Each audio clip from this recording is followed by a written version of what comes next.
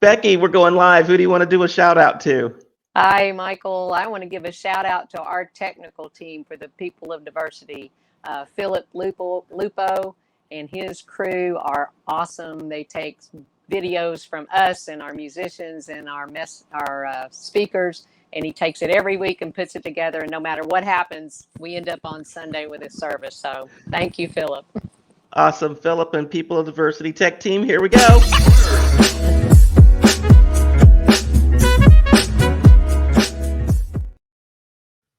Oh my gosh, Becky, I'm so happy to be here with you.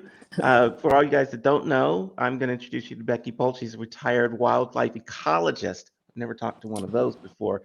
And she has a nature education company called Bolt Outdoors. She co leads an emotional breakthrough workshop called The Way Through and is a facilitator of the virtual multi faith spiritual community. Say that actually very fast, called People of Diversity. That's what we're going to be talking about today. People of Diversity, and welcome, Becky. Thank you. I'm glad to be So here. I'm excited. I am too. I am Yeah. like super excited. I want to know how it is that you have taken multiple faiths all the way from the most diverse I can think of might be from Muslim to Wiccan and gotten them all together in one place. And we now have, and you've got a church based around that. How does that work? Um, it was started out as an idea that we had because we did not have a full-time minister. This was back when we were actually meeting in person. We didn't have a full-time minister, and every week we were getting new people to come in and speak. And Scott and I were talking about it, my husband, and we said, maybe we should just start having people from different faiths. So we got 5 or 6 different people, and we gave them, at the beginning of a series, we gave them a one-word topic. So the topic might be diversity or oneness or peace, or the topic that we're doing now is sanctuary. And so we give them the one word topic, and each week a different one of those speakers comes on and gives their faith's perspective on that topic. And now we're up Okay. to 10 different faith perspectives. So it's pretty cool, Okay, so I have to. So you take a topic, and right? each week you do this. So it's like a 10-week series. So if you, Yes. at least when I was going to church, you would have the preacher say, "We're going to talk about this subject from the book of Mark," and we talk about it for 4 or 5 weeks, and then Right. you pick another one. So yours is similar to that, but instead of sticking with one faith, you're talking to right now 10 different faiths. Right. And That's astounding. yes, it is. And it's been so enlightening because like I grew up as a Southern Baptist, and my dad was Southern Baptist and my mom was Catholic, but I went to the Southern Baptist church, and Hmm. there was one way of looking at things, one way of looking at things, and that's how I was raised. And it wasn't a whole lot of people had it even more structured than I did because my mom was Catholic. So I sort of had 2 points of view there. But to get that many different points of view on one subject and to be able to say, I like this idea, I'm going to take that into my faith walk as something I'm going to do without having to say, well, I'm going to become a Buddhist or I'm going to become a Baha'i, whatever Hmm. it is. So how? Okay, you've got all these different points of view, let's call it that, Right. right? Yeah. And Hmm. then how does it, because I'm almost positive that people will watch your service and one week they'll go like, oh, I really like this from Baha'i, and then they'll say, I love this from Wiccan and I love this from Muslim and Christianity. How do they then put together a mindset that says, I believe this, and how does that hold up? Um, that's a very personal thing for everybody. It's that you can't tell people how to what their deepest heart is in their faith walk. And Hmm. so for me personally, it's kind of like going into the bookstore and taking a book and reading it and saying, "Oh, I like that. I remember that about this." And then another book will be different, and you incorporate all those things into you, and your spiritual path is something that is deeply personal. Mhm. And the idea that you have to be something in order to walk with whatever you view the divine being as, I just don't believe that. I don't believe that. I think we can each develop our own. Like, for example, our Native American group, our Native American representative, they call God Great Spirit. Okay. Um, different all the different groups have their own idea of what God is, and it's all just different names, really. Because that's one thing I've really learned in this, is that although every single perspective is different, really in so many ways they're all the same. I see that. So many questions come to mind. One is you have speakers speaking on their idea. For example, I listened to your last episode. I guess that's a good word Right. for it. And it was the Baha'i teacher talking about freedom. Freedom, Okay. right, that's the one we're And on now, freedom. okay, so I was listening to that about freedom, and from my recollection of it, freedom for the Baha'i is very structured. Like, there are rules to freedom. And I was thinking, Yes. like, well, okay, I understand what you're saying, but that's not what I believe is freedom. It becomes more anarchistic when I think of freedom, right? So Right. now, have we had other leaders in your community go like, oh, I kind of like that idea of freedom, but it doesn't fit with the rest of what I believe? How does that work when that happens? um just like I said, it's a personal thing. The Baha'is idea and perspective of freedom is not so much concentrated on the individual. The whole Baha'i faith is not so much concentrated on the individual. They are very much into society and doing good in the world and taking care of each other and taking care of the world. And all of those things speak to me. And I think those are all amazing qualities. Do I want to become a Baha'i? No, I don't. Uh-huh. But I can take that aspect of what the Baha'is believe and I can run with that. That's something that really speaks to me, taking care of each other and not putting, let's just say, freedom of speech, not putting my freedom of speech, being able to say anything I want to anybody anytime I want to, without thinking about, my words are very powerful. By exercising my freedom of speech, am I hurting someone? Am I causing pain in the world? Hmm. That's what his term was moderate Yes. freedom. You got to Yes. moderate, right? So I It's like that. it's very interesting. I can see though where it may come into conflict with people's other beliefs at times. So Right, at some point you have to like choose, because I think it might be unfair to pick and choose given the situation, right? In other words, at this point, I could say I'm going to be moderate, but at this point, I'm going to be anarchistic with my right. freedom.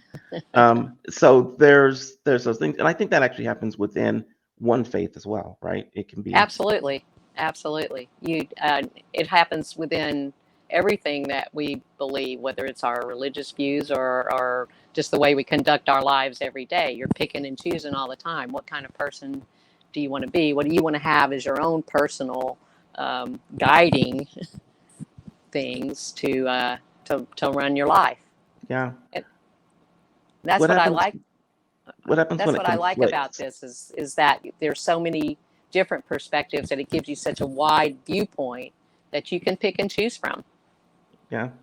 What's the one topic you've looked at or you've studied so far where most of them don't agree with everyone else's viewpoint? What's the Hmm. most diverse, I guess, thing? Um, I would have to say probably sanctuary, because one one perspective talks about, or a couple of them talked about sanctuary as a physical place, like a tabernacle or a shrine or something like that, as a physical place that you go into. Sanctuary was also, um, the Native American speaker talked about how his hug is a sanctuary for some people. Hmm. And then pretty much all of them, in the end of their talk, came back to the point that we all have a sanctuary inside of us. And when we can go into that sanctuary, when we can go inside and find that sanctuary inside of us, that's where we can really feel safe and feel protected and speak to the divine. So even though it was a really diverse topic, in the end, again, it all came back to that idea that we all have a sanctuary inside of us. So that was pretty cool. It came from all different directions. Uh, Yeah. what is you say you've got 10 different viewpoints right now. Right. I'm not going to put you on the spot and say name all 10 unless, of course, you can. But I wrote them down so I can. I'd like okay, to. what are they? I would like to know what they are. Okay, because when I try to think of all 10 of them, I always leave one or two out and then I feel bad. So um, we have Baha'i, Melchizedek Christian, Jewish, Muslim, Native American, New Thought Christian, Shamanism, Vedic Yoga, Wiccan, and Zen Buddhist. Vedic yoga. That's one I never thought of as a religion, I guess. Is it a Right? religion? What is Vedic yoga then? If you ask a lot of our speakers, they would say that their faith perspective is not a religion, that they would Oh, say it's a faith. So our Vedic yoga representative, um, I, this is one of the things that I learned early on. I was looking for a Hindu, and apparently Hindu is a very umbrella term. Lots of different perspectives, faith perspectives, fall under that term of Hindu. hmm. So the lady that we have doing our Hindu is Vedic yoga. She's down at the Kashi ashram in Sebastian, Florida. So it's Vedic yoga is just one aspect of that Hinduism umbrella. Have you ever gotten all 10 of your people together into a Zoom call or to a room and talk together? We actually did. This was before we had 10. I think we ended up having 7 of our speakers. We only had 8, and our rabbi couldn't do it because we had to do it on a Saturday to fit everybody's schedule, and of course Saturday was not good for her. Um, but we did a Zoom call. We started doing this right about the time COVID was kicking up. Uh-huh. So we haven't had everybody in the same spot yet, although that's something that I really would like to do is get everybody together. Of course, some of our speakers are from far away, which is the beauty of doing this virtually. One of our speakers, our Melchizedek Christian, lives in New York. One of our speakers, our New Thought Christian, lives in North Carolina. We have people over in Winter Springs, and just most of the rest of them are around in this general area, but one's up in New Smyrna. So it's hard to get everybody together, but I'd still like to pull that off at some point. That would be amazing. I It's, know. It'd be so cool. I'm thinking of it in terms of completely different faith walks. Is that the right word? All right, that's As good. opposed to a religion. But even Right. within, and I don't know if I'm going to use the right word or not, religion or another way of thinking, let's say within the Methodist Church, there are multiple now branches of just the Methodist Church, right? Right. Oh, And yeah. which I find just to be astounding. um, and what is the most, I want to use the word controversial topic that you have talked about that people have the most widespread thoughts on? Hmm. Michael, I don't really remember there ever being a controversial topic. Every single time their talks are all different and they come from a different place. They come from their perspective. But in the end, it all comes back to connecting with the divine, whatever that looks like, Mhm. whether it's the Muslims praying 5 times a day to one thing that I never expected was from the Jewish faith, and probably a lot of us think that we know a lot about the Jewish faith, but I never realized how much fun they have, how much they enjoy their their faith walk. I mean, Uh-huh. our rabbi, she's an awesome woman anyway, but she just every time she speaks, it's just fun how much joy they have, and how unstuck they are in dogma.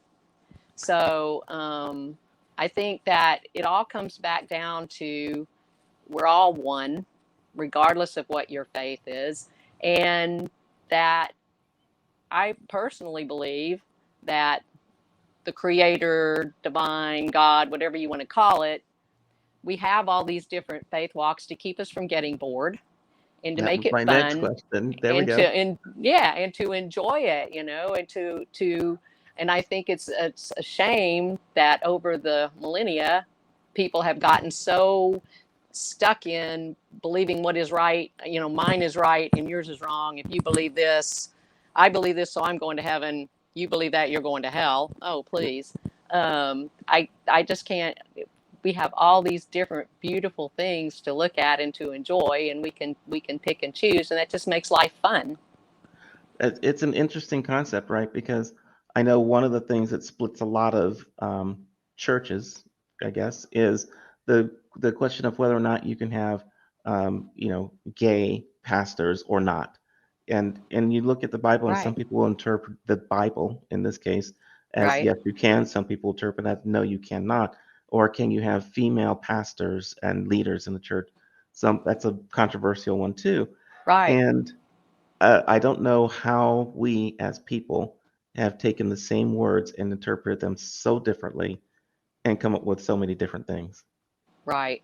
Well, and that's just the Bible. Just when you start looking at Right. all our different faith perspectives, pretty much every one of them has some. It might not be a book, but has some thing that some set of guidelines that they use to run their perspective, their Yeah. faith, their religion, whatever you want to look at it. And I think it's when those things get taken too literally, and as you heard it the other day, our Baha'i representative said religion has been weaponized Yeah. to keep people in a place, to keep people in their place. um, it's just that's the sad part. I don't think it really needs to be like that. Yeah. It shouldn't be like that. I don't think that's what Creator had in mind. Is there one thing that you can think of that if you brought it up to all 10 of your people, they would all go like, "Yep, we all agree on that 100%." Is there anything like that? Every single one of them has said in their talks, and say multiple times, that there's room in this world for everybody, and room in this world for everybody's perspective. And not one single one of our speakers, and maybe I'm just left out because these are the speakers that we have, when they agree to come be people of diversity speakers, they know what they're getting into. But they all embrace that idea of diversity, and that diversity is beautiful, and you can do your thing and I'm going to do my thing, but that doesn't mean we can't respect each other Hmm. and that we can't love each other. It's just been absolutely amazing. I went to an interfaith event a few weeks ago, and it was small. There was probably 20, 25 people there listening to speakers, and three of the speakers that were there, three of the people that were there in the audience were our speakers. Uh-huh. So I was just so tickled, because that's just the epitome of what we're looking for and what we're trying to spread in the world. It'll be interesting to see what happens when Elon gets his million people to go to Mars. And I just want to see, where do we start when we get to a new place that has nothing. That'll be Right. an interesting thing in terms of technology, in terms of religion, thoughts, government. I hope we've learned some things here. I hope we've learned some things, and if if and when that ever happens, that they take the lessons that we've learned here and go, oh, we don't want to go back to that. We want to do it this way and make it better. Yeah, that's interesting. So tell me about People of Diversity. I want to know about your organization, your website, Okay. peopleofdiversity.org. What is tell us .org. tell us about that. We started in 2006 as just a New Thought community, Christian New Thought community. And our minister left. She was a Unity minister, the one that started it, and Mhm. she left to go back to Unity.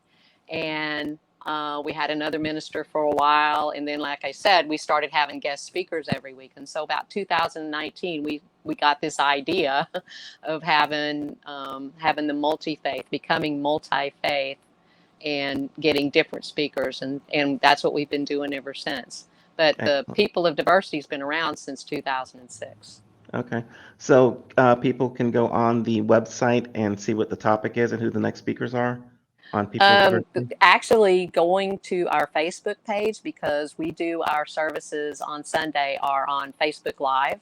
So Mhm. that's the best place to go. Go to the People of Diversity on Facebook, either as either the group or the page, and that'll have the event posts. So each week you can go on there and see who's coming up that week, and there also can go in there and look at past services. We have a Excellent. YouTube channel too, and you can go and watch past services. So we're right now in the process of putting together a catalog. That's what I like to call it, for lack of a better word. Where on YouTube you'll be able to go in and search on, say you want to search on unity, or you want to search on oneness. Pick your topic. You want to search on whatever it is, your topic, and you can watch all the talks that we have on that subject. Or you can go in, you can say, I want to see what the Muslims say about all of Right. these. So you can search on one of the faith perspectives and get all of the talks from them. So That's excellent. yeah, I think that'll be real useful for people in college that are taking religious classes and stuff. Yep. Hoping that'll be a good resource for them. I am going to mention it to several people because I want Cool. to see who believes, not who believes what, but what the way they are thinking. And I think it would be mind opening for a lot of people to be able to see what different people around the world think. Oh So, yeah, I tell you what, I have learned so much. It's just every week I'm just absolutely astounded with not only the spiritual growth that I'm getting, but just how much smarter I'm getting about things that. I grew up in East Tennessee, Southern Baptist, and we didn't talk much about Muslims, or I never had even heard of a Baha'i until a long time after that. And so it's just so educational as well as being very enlightening.